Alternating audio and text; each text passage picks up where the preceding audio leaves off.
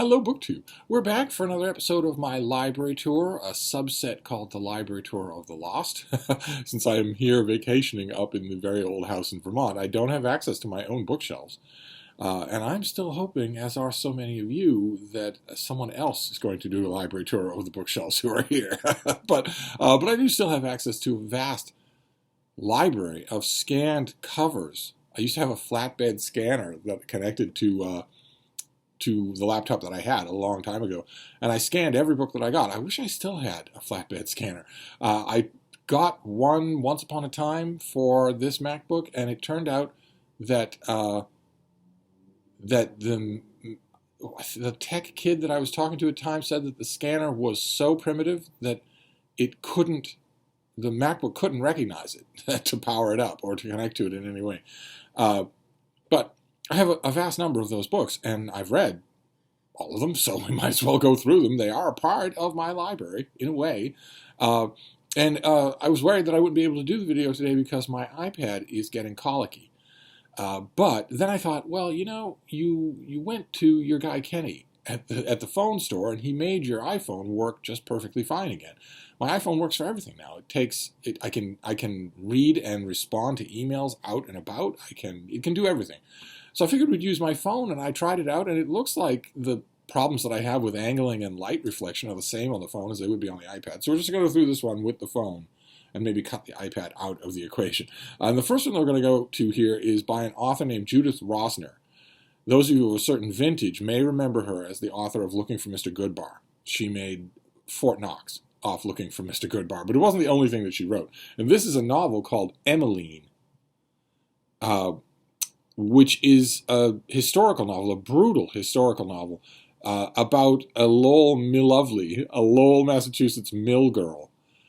Some of you will remember that was also the subject of a novel by Nancy Zeroulis called Call the Darkness Light, which is also a historical novel, also brutal, also just like this, big and effective. At the beginning of the industrial era, mills were set up all along the Merrimack River in Lowell, Massachusetts, and they were open for business. They were a 24-hour operation. They're still there. They're not operating anymore, but they're still there. You can go and look at them. They're all along the river still. And they hired tons and tons of young women, many, many young women who you would think it's a grueling job. There were no work safety standards. There was no such thing as equity of pay or fair treatment or certainly unions. There wasn't anything like that. So you'd think it wouldn't be very, very appealing, but it was a paycheck. And thousands of girls went to the mills of Lowell in order to get that paycheck and send a chunk of it back home. And they were popularly dubbed in the press of the day Millovelies. But that isn't what their reality was like. The reality was, as you could probably imagine, horrifying. And Judith Rossner takes that horrifying reality in this novel and notches it up a few levels. Her main character is a child. She's only in her 13 or 14, if I remember correctly, and she's raped by her boss, and it doesn't get any better from there. That's how the book almost starts, and it just keeps getting more and more brutal. It is extremely involving. It doesn't read anything like Looking for Mr. Goodbar. Those 10 of you who remember that book, it doesn't read anything like that. So I must have once upon a time have had a pocket paperback. I doubt that Emmeline will ever be reprinted, any more than, for instance, Nancy Zeroulis. Nancy Zeroulis wrote Call the Darkness Light about the Lowell Mill Girls. She also wrote an enormous novel called Massachusetts that is in parts very effective, very Mishner-esque, and I don't think that'll ever get reprinted either. Then we have, this touches on something that came up during my interminable 12K Q&A answer videos yesterday. Yesterday you got 9 videos from me, and I am now I'm in the 3 dozens of emails from some of you, saying, could we have more 9 video days? So I am now prepared more than ever to declare that there's something wrong with all of you. But one of the things that came up there, I got a whole bunch of suggestions for starter kits in those questions. You clearly all want starter kits to resume, and that's a good idea. I should do that, definitely. And one of the ones that came up was an Arthurian starter kit. And this book would actually probably be on that. If I did an Arthurian starter kit, I would break it up to, original sources, later interpretations, and then fantasies. And this is a really good mixture, one of those rare and really good mixtures of fantasy and science fiction. This is The Hawk's Gray Feather by Patricia Kennelly. This is book one of something she called a Keltiad. And it is the Arthurian cycle, all the usual characters, only with light, very elegantly done trappings of science fiction set on another world.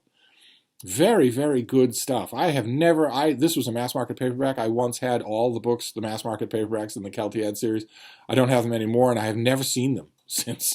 I don't know if they've been reprinted. I have no idea whatsoever. Patricia Kennelly, I don't think goes by this. If she's still alive, I think this was the last time that she went by this name, because her full name is Patricia Kennelly Morrison. She was the widow of Jim Morrison of the Doors, and a full-blown pagan.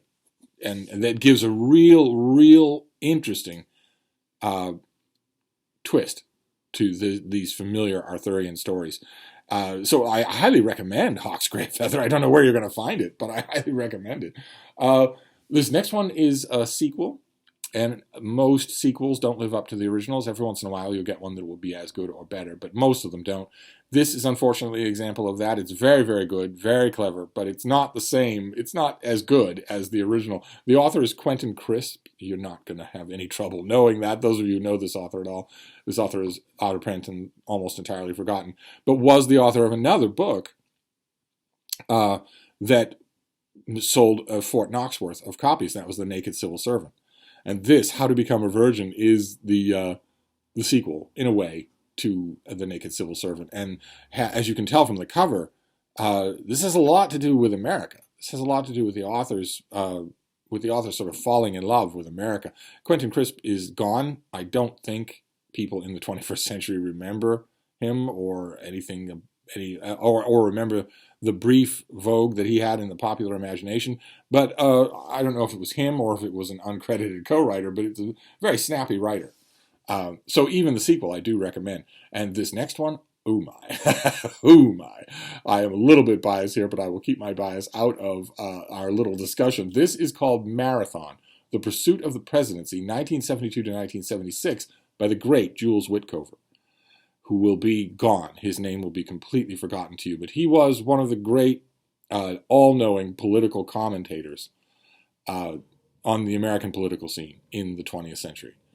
And this is his masterpiece. This is a big, fat, incredibly detailed, personality-driven look at the quest for the presidency.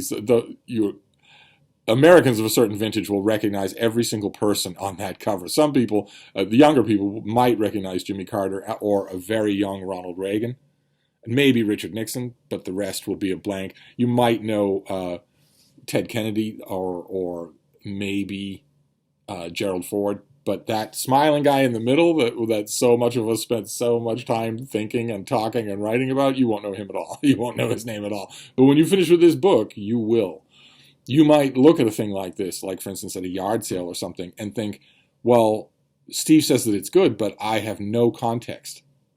I wasn't alive in the 70s. I didn't follow politics. I didn't write political op-eds for small newspapers in Iowa. So I wouldn't get this book. That's wrong. Jules Witcover's writing for you as much as he is for the political junkies that relied on him so much. They paid attention to him so much. And he was, like so many political commentators in the 20th century, and like virtually none of them in the 21st century, he was all-knowing. He knew what he was talking about. He wouldn't write something if he didn't know what he was talking about. In the 21st century, nobody waits until they know what they're talking about. In fact, that's when it's kind of stale and boring. Why bother? If you could build a time machine and go back in time and talk to Jules Witcover after his first stiff drink of the day, so around 10:30 in the morning, and you would try to describe to him what is meant by our term hot take, he would have no idea what you meant. And if you could somehow manage to get him to understand it, he'd be furious at the very idea of it. So I highly recommend. It is an American political writing classic that has somehow managed just to be allowed to go out of print. A lot of them are. I mean, What It Takes by Richard Ben Kramer, I think, is out of print. That's another great classic. Our politics in America has radically changed from these days.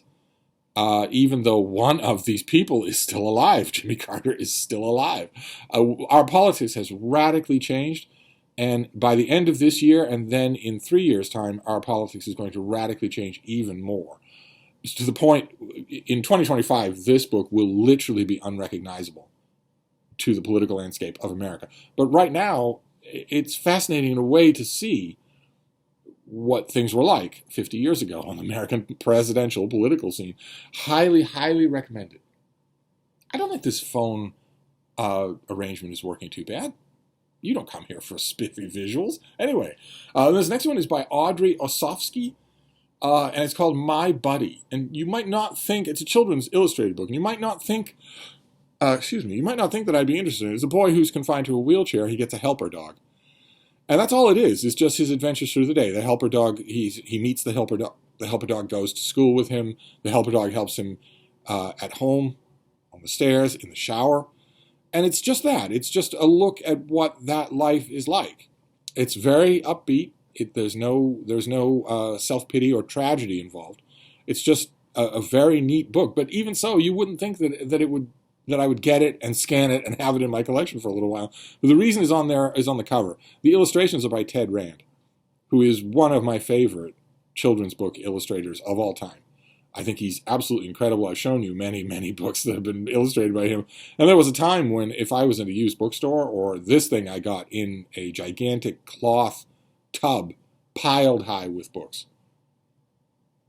Literally, not even on shelves, just piled in a canvas tub, and you had to just dig through them. And I found this, and I thought, at the time, I thought, well, anything with Ted Rand I will get. Anything that he's drawn, I will get. But I ended up being charmed by the book. Then this next one, also period cover art. This does not, there's only one version of this that looks like this, so you can tell immediately when I got this. This is Wilbur Smith, and this is his book, Power of the Sword. There we have a sultry beauty and a villainous blonde-haired Nazi and his obvious foil and a cheetah for some reason. And the reason is because this is the second book in a series of books that he did about a passionate dynasty-style family in Africa in the early decades of the 20th century. And this is the second book, and Wilbur Smith doesn't do a really good job with catching you up or filling you in. So you really do need to start with the first book. I have the first book somewhere. I'm sure that I have it in this Library of the Lost somewhere. This family saga is highly charged. It's a very effective period melodrama. It was, if I had to say, I would mark that this was the end of Wilbur Smith's truly effective period as a writer. A poorly kept secret in the publishing world is how badly he declined as a writer. He just died last year, I think, at the age of 320. And for a long time, a new Wilbur Smith book, you knew it was going to sell. You knew that a certain chunk of the reading audience knows him, has been reading him for decades, really, really loves him, and that love is justified. But some of the later books, a publishing house would get one from him or from whoever was helping him, and it would be such a mess that there would be groans all around the office because everybody knew this meant a lot of work, a lot. That this wasn't a nice, clean manuscript that could just be vetted, dusted, and sent to the bookstores. Instead, it meant a lot of work. And that is not this Wilbur Smith. This Wilbur Smith is in complete command of his storytelling abilities. And any of you who've ever read Wilbur Smith in this period will know his storytelling abilities are immense. And they last all the way through some of his early novels set in ancient Egypt. So this is great melodramatic fun. I would love to have this paperback again, and I remember the first book, so I wouldn't need the book somewhere. Oh my god. Okay. Well, I think you could probably guess from the cover of this book when I got it and why I got it. I scanned these covers into my scanner. This is the last kind of book you'd think that I, of all people, would need. And maybe, judging the fact that this is here, you can guess that I was feeling a little desperate. This is the common sense book of puppy and dog care. And I got this book when on the cover there, as you can see from the demented, violent look, those are two Basset Hound puppies. And I got this book when I suddenly had a Basset Hound puppy that I found in the street, running around, running up to cars asking, "Are you my mommy?" I had never had a Basset Hound before. I'd had Beagles, very, very close cousins of theirs, but I'd never had a Basset Hound. And after a very brief while, I started to realize that there was something special about my Basset Hound, and I thought, what's going on here? I can talk to dogs. I can tell them what I want to do, even down to nuances. It's second nature to me by now. And yet this dog doesn't seem to be understanding anything that I or any of my dogs are saying. So maybe I need help. And I found this for free in one of those canvas tubs, and I grabbed it. Of course, it had no help for me at all, none whatsoever. And I eventually realized why this book and other books had no help for me whatsoever. Because I didn't just have, it isn't just Basset Hounds that are special. I had an extra special Basset Hound. My little Lucy was not like other Basset Hounds. This is actually a beautiful, wonderful Basset Hound who lives right next door to this house. I smooched with her just the other day. First time in 5 years that I had Basset Hounds drool on me. I almost broke into tears right there in the lady's driveway. And that dog was happy, snappy, fully aware, bouncing all around, putting two and two together, remembering where she was. It just brought back memories that, in addition to how weird Basset Hounds can be, I had a special case. There was no help for dog books. I just had to admit, I just had to consign myself to living with Mary Todd Lincoln. But that's why that's there, in case you're wondering, because I don't actually need a guidebook on how to help with dogs. I know how to do that. I have been other people's guidebook on that subject. Oh, great. Okay, this next one is a historical novel by Richard Kluger. I've mentioned this many times before. This is The Sheriff of Nottingham. This is out of print, I believe, but it is terrific. A fantastic, fantastic historical novel about the reign of King John, about the sheriff who appears as the villain in the Robin Hood stories. Robin Hood is also in here, but he is a minor character. The Sheriff of Nottingham is a title. We know him. We don't know his name. We don't remember his name from the Robin Hood stories. But the Sheriff of Nottingham is a title. And it's an official title and therefore a royal title. And it brings the sheriff in contact with the court of King John and with King John himself many times. It's at first startling and then very refreshing how little the character of Robin Hood actually plays a part in this novel. Instead, oh my, this is a masterpiece. If you're ever in a used bookstore and you see this and you're wondering if it's any good as a historical novel or just a novel, even if you don't read historical fiction, grab it and read it. There are scenes in here that will stick with you forever. Forever. One in particular, but there are 4 others that I would say have a good chance of just being around forever, long after you've forgotten the stuff in between. Massively, massively good book. Wish I had a copy. I obviously did at one point have this Penguin trade paperback. I scanned it, and then I must have got rid of it somehow, maybe in a move or something like that. Okay. All right, this is very much Judith Rossner territory. This is a little bit dated. This was a mass market paperback of Shine On, Bright and Dangerous Object by former New Yorker darling Laurie Colwin, who is completely forgotten now and I believe entirely out of print. And you will all tell me, but I would assume she's dead. She wrote a kind of hyperventilating, all the feels type fiction that was popular in the mid to late 60s, the early 70s.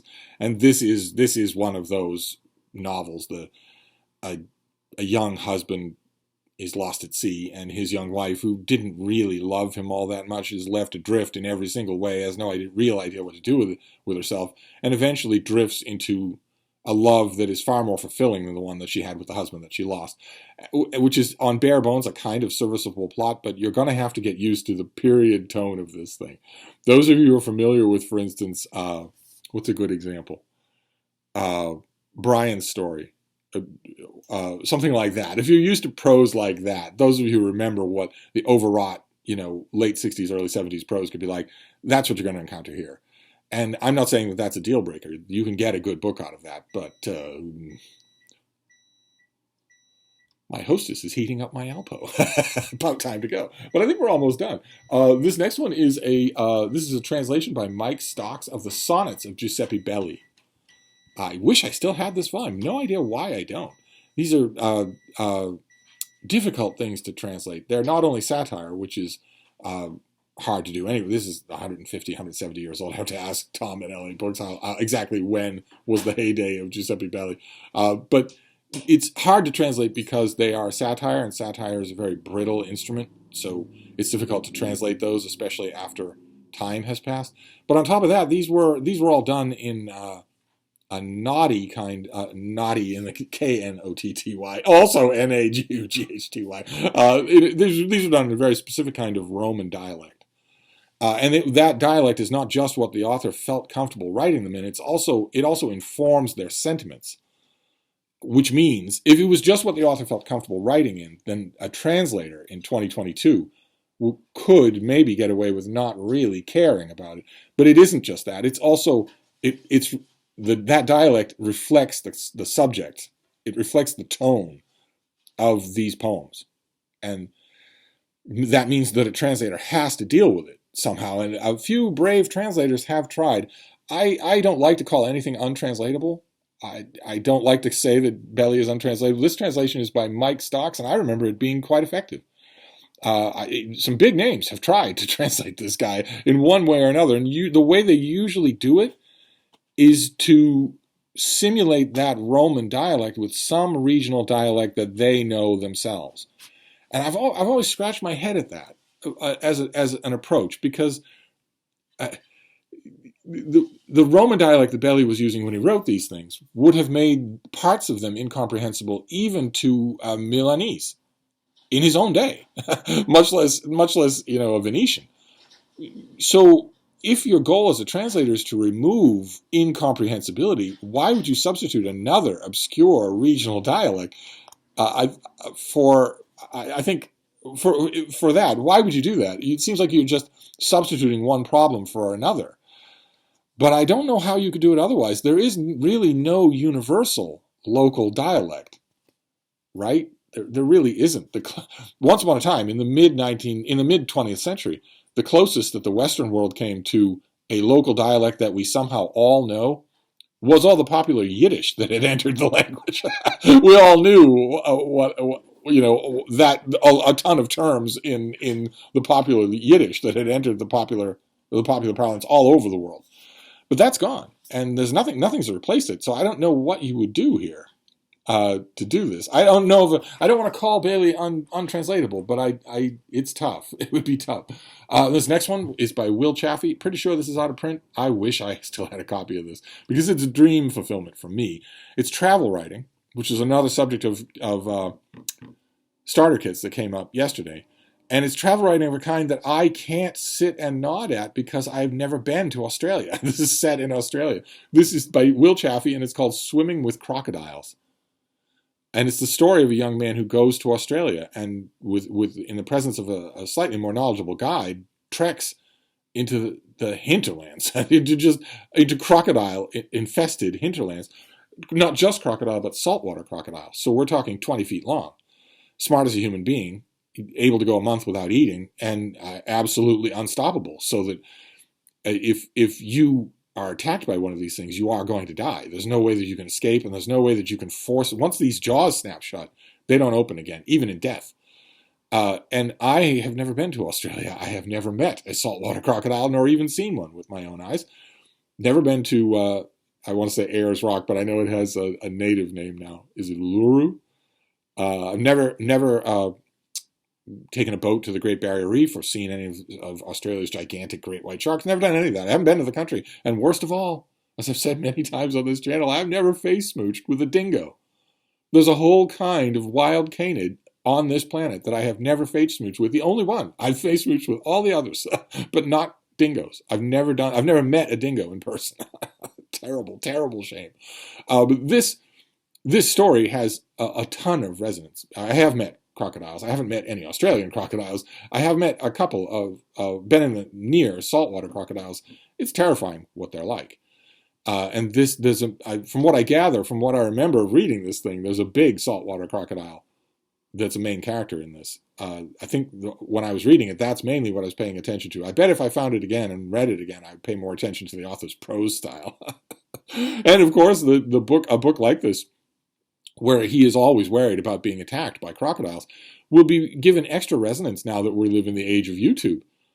I watched on YouTube just last year, I watched a clip from a lunatic in, I think, India.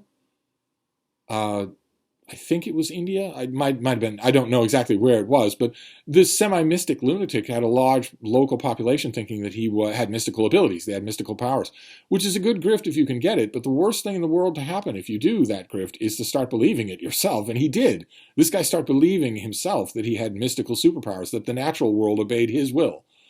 And he gathered a big crowd in a big muddy river, walked in up to his waist and started patting the surface of the water, which is how you get the attention of crocodiles. That's how you make them attack. They don't even know what they're doing. They'll just attack that and figure it out later. And he's standing there in his white robe, and someone's filming from the crowd. There are hundreds and hundreds of people watching him. And he takes a step forward and then another step forward, and then suddenly he instantly vanishes under the water.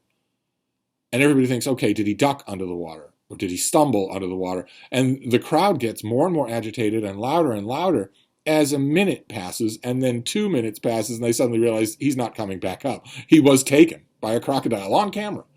And now that I've seen things like that, I'm sure this would have extra resonance as a travel writing guide if I ever see it again.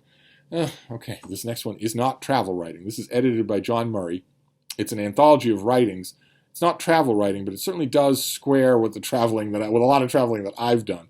This is The Great Bear, and it's a slim but very good anthology of writings about the grizzly bear. Those of you who are from Australia will not have grizzly bears.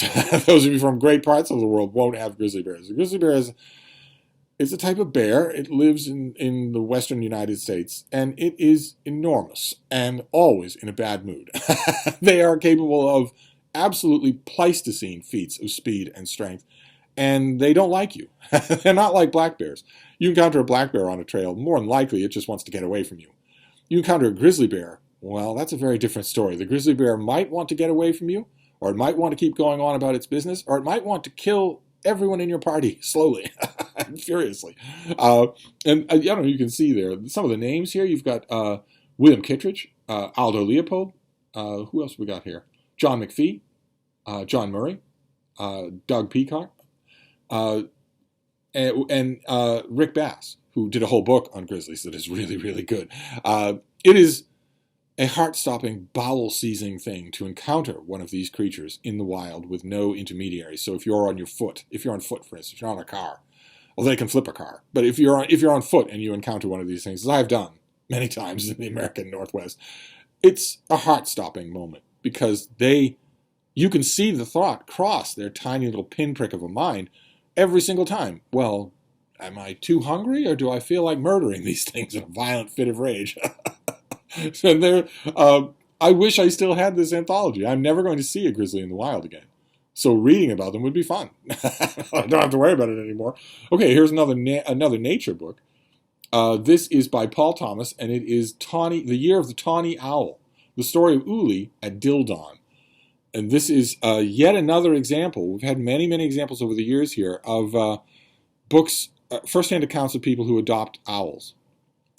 There are hundreds of books like that with people who adopt owls. Owls turn out to be rather congenial to being adopted by humans. They don't seem to mind all that much, whereas other birds do. Other birds will starve themselves to death, but owls don't seem to mind. They are congenial to that, and so you can write a book.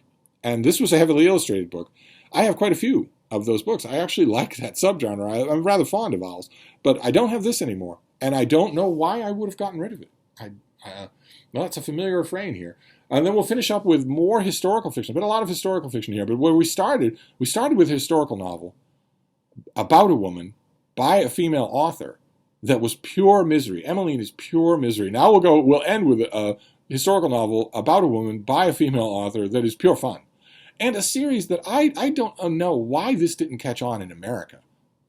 I know so many people, they're historical novels, and also murder mysteries. I know so many people who like that combination and will gobble down whole series, but they don't ever seem, every time this comes up, I never seem to get anyone who's met this author. This is Marilyn Todd, and this is Wolf Whistle, is the name of this book. Can we see? Oh my God, the title's not on here. Well, take my word for it. This is an old, I think a UK mass market paperback of a book called Wolf Whistle, starring a Roman noblewoman called Claudia Sepphoris, she is a kick. She is an amazing character. She's like a Jacqueline Suzanne or Jackie Collins character who waltzed into ancient Rome. And she's not all that interested in solving crimes, but she has a cohort who is. And it's great. These are fantastic. They're well researched, but they're so snappy and funny that I don't know why they're not better known. You talk about Roman historical novels, Roman historical murder mysteries. People will immediately mention Lindsay Davis, but I never hear anybody mention Marilyn Todd. And so you can definitely take this as a recommendation, even though this appears not to have. Oh, I guess maybe the title is barely visible there, but this is just one of the Claudia Seferis novels. There are many others, including one imperishably called I, Claudia. They're all worth reading. It's just a heck of a fun series. I should check to see if this is still in print somewhere, or perhaps available as ebooks. There's a tiny contingent of my viewership that goes absolutely wild when I say, "Forgive me, Mr. Spock. I sometimes expect too much of you."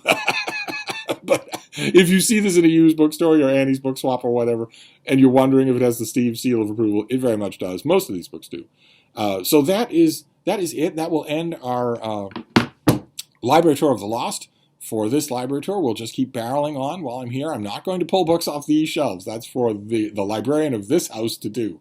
But I have plenty more to show you and to natter on about, so we'll do that tomorrow. Thank you, BookTube.